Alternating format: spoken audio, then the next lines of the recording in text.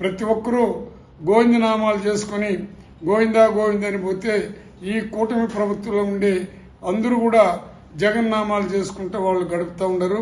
నిన్న 8 మంది చనిపోతే కనీసం ఒక ముఖ్యమంత్రి కానీ డిప్యూటీ సీఎం కానీ ఇంకొకరు కానీ ఏమి జరిగిందో చూసేదానికి రాకుండా అక్కడ కళ్యాణం జరిగిన ఎవరో పెళ్లి జరిగితే ఆ పెళ్లిలో అటెండ్ అయినారు. ఏమి జరిగిందని ఇంతవరకు కూడా రాలేదు. అయినా జగన్మోహన్ రెడ్డి గారు నిన్న తెలిసిన వెంటనే సింహాచలానికి పోయినారు. అక్కడ పరిస్థితిని చూశారు. అక్కడ తల్లిదండ్రుల యొక్క ఆక్రందన ఏ విధంగా ఉందంటే ఒక తల్లి మాట్లాడుతున్నది. ఆ మాటలు మళ్ళీ వాళ్ళని వినమంటున్నాను. ఈనాడు జ్యోతి టీవీ ఫైల్ని కూడా చూడమంటున్నాను.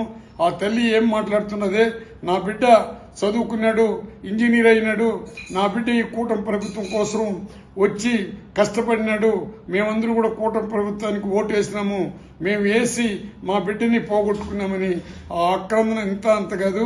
ఇంకొక తండ్రి ఏమంటున్నాడంటే, నా బిడ్డలు చదువుకున్నారు, నా కంపెనీ పెట్టినారు, ఒక్కొక్కరు 20 మంది 30 మందికి ఉద్యోగులు ఇప్పించినారు, అబ్బాయికి పెళ్లి చేయాలనుకున్నాను, ఇంతలోపల ఈ కూటమి ప్రభుత్వం అజాగ్రత్తలో జరిగిందన్నారు.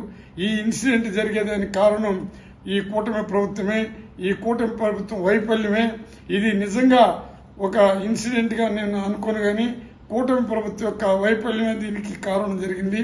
ఇది ఒకటే